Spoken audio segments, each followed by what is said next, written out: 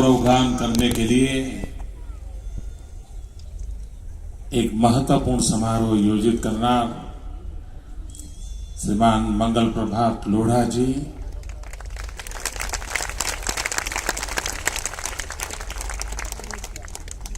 जिस गीत की रचना की ऐसे स्वर्गीय प्रदीप जी की बेटी मेरी बड़ी बहन सरगम जी,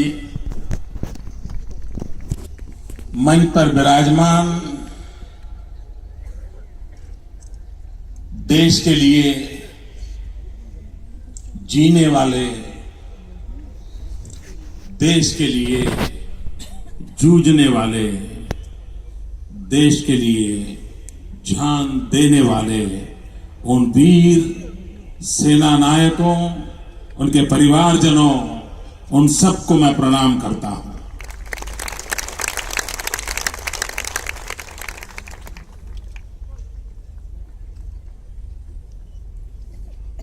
ठीक 50 साल पहले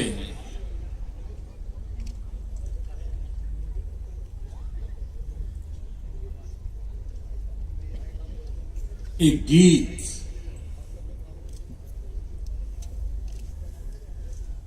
जो आज भी गुंजता हो, जिसके शब्द, जिसके सुर, जिसके स्वर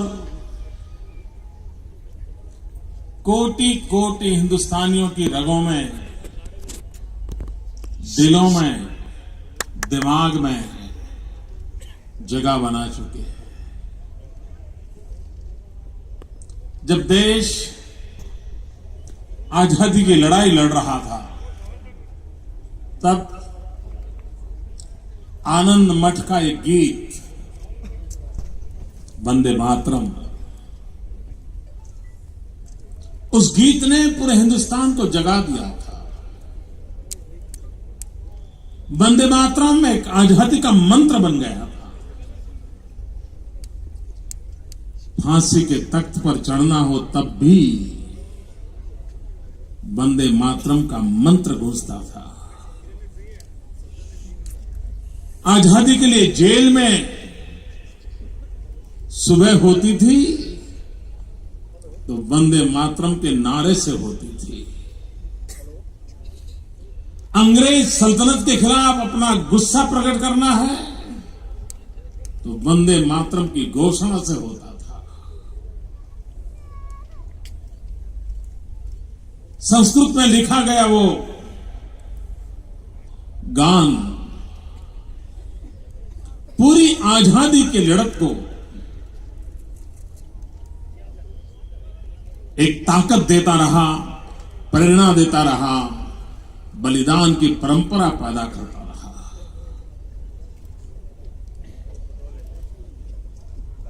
और आज राष्ट्रगान के रूप में हम सब के लिए जब वंदे मातरम का गान करते हैं तो देश की आजादी के लिए जीने मरने वाले उन सभी महापुरुषों की हमें याद आती है। आजादी के बाद ऐ मेरे वतन के लोगों, इस गीत ने हिंदुस्तान की चार चार पीढ़ी को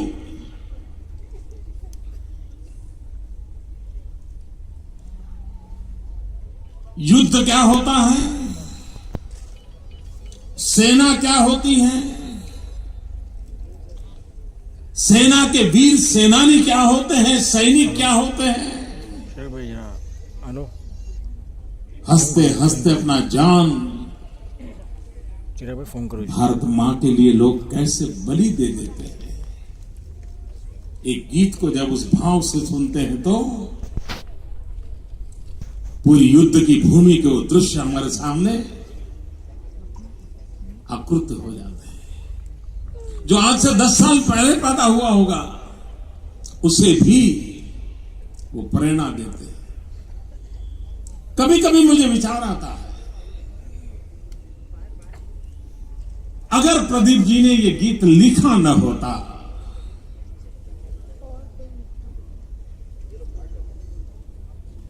लता दीदी ने गाया न होता, तो क्या 62 की लड़ाई हमें याद होती क्या?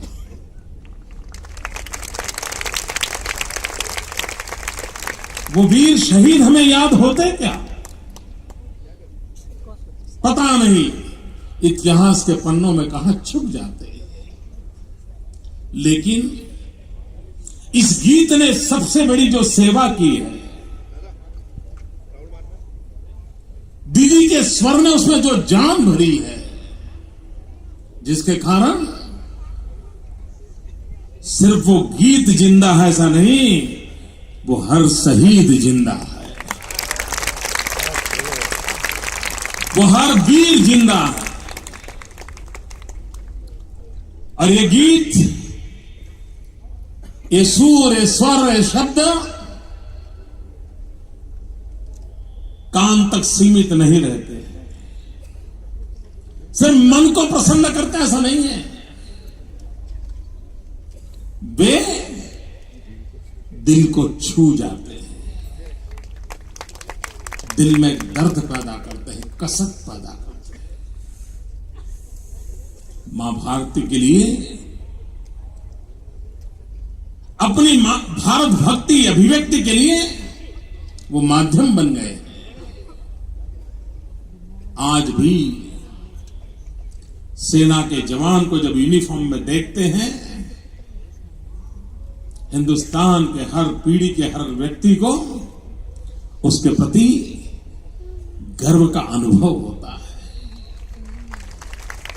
हर एक के जीवन में होता है, कोई अपवाद नहीं होगा।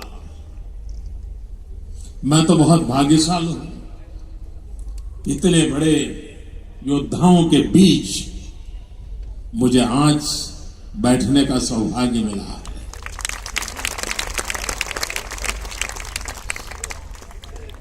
और समाज वीरता की पूजा करता है, योद्धाओं की पूजा करता है, उनके पराक्रम के गान गाता है और नई पीढ़ी को जीवन जीने के लिए तैयार करता है। भाइयों बहनों,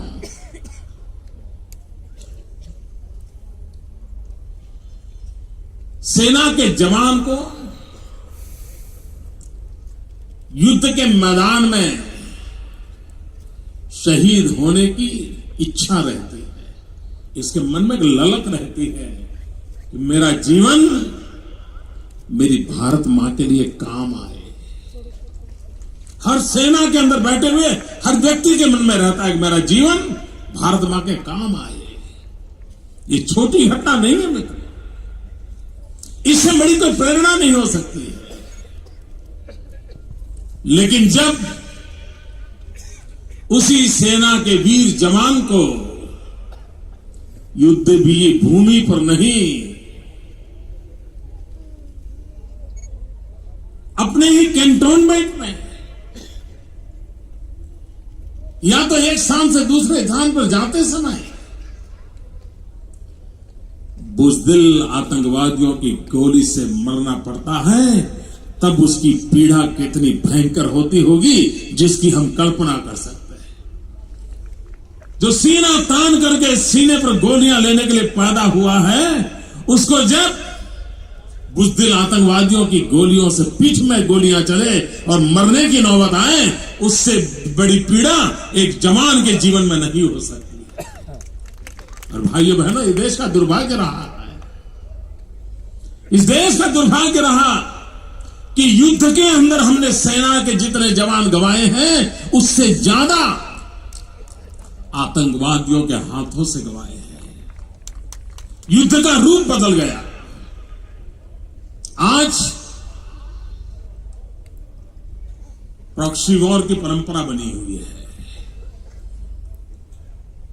आज सीमा पर जवानों के बीच युद्ध नहीं हो रहा है, दुश्मन देश आतंकवादियों के माध्यम से हमारे वीर जवानों को गोलियों से भून देते हैं। अब कल्पना कर सकते हो, एक छोटा सा देश हमारी सेना के जवानों के सर काट करके ले जाए और उसकी पत्नी चीखती रहे कि मेरे पति का सर वापिस लाओ। वो ये नहीं कह रही है कि मेरा पति जिंदा करो, वो नहीं कह रही है, वो भी तो वीरांगना है। वो कहती हैं मेरे देश की शान उसमें है कि जिसने देश के लिए सर कटाया वो सर तो भारत मां की धरती पर लाओ। देश का दुर्भाग्य देखिए, हम हाथ जोड़ करके बैठे रहे। अगर यही हाल रहा, अगर देश के लिए जीने वाले लोग नहीं मिलेंगे तो देश के लिए मरने वाले कहां से मिलेंगे?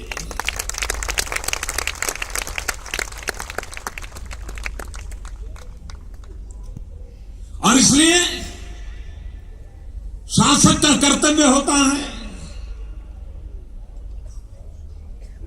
सेना के जवान राष्ट्र की भुजाएं होती हैं, उसकी गरिमा, उसका सम्मान, उसका गौरव, वो राष्ट्र की रक्षा की गारंटी बनता है। और हमारे यहां तो मंत्र है, राष्ट्रयाम जागरयाम वयम। हमें अविरत रूप से जागरूक रहना होता है। भाइयों बहनों, दुनिया का कोई देश ऐसा नहीं होगा कि जहां पर अपने वीर शहीदों का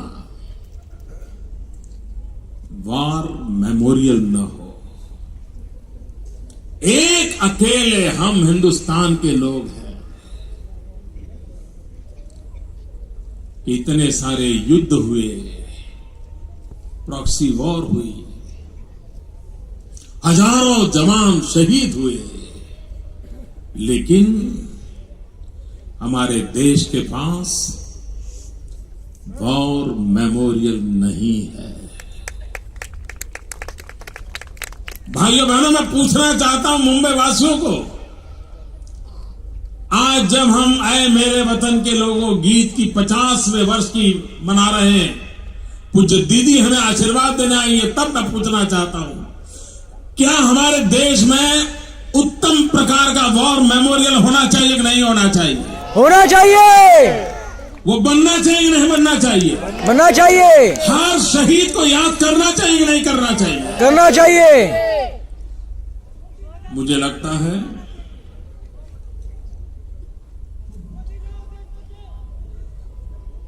कुछ अच्छे काम मेरे नसीब में ही लिखे हुए हैं।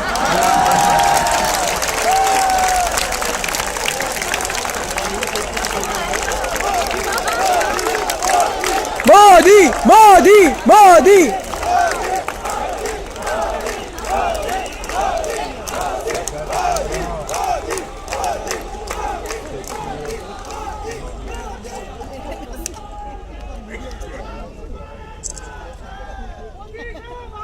ये आवाज सिर्फ मुंबई की नहीं है, वॉर मेमोरियल की आवाज कश्मीर से कन्याकुमारी पूरे हिंदुस्तान की है।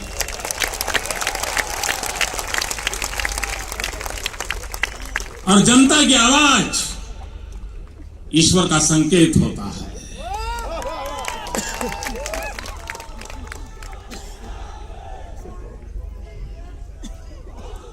भाइयों बहनों,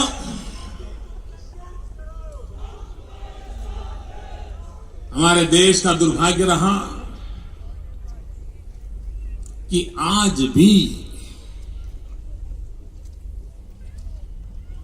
हमें सेना के लिए शस्त्रास्त्र चाहिए, वो हमें विदेशों से लाना पड़ता है। आप कल्पना तो करिए भाइयों, पराई बंदूक से गोलियां क्या चल सकती हैं।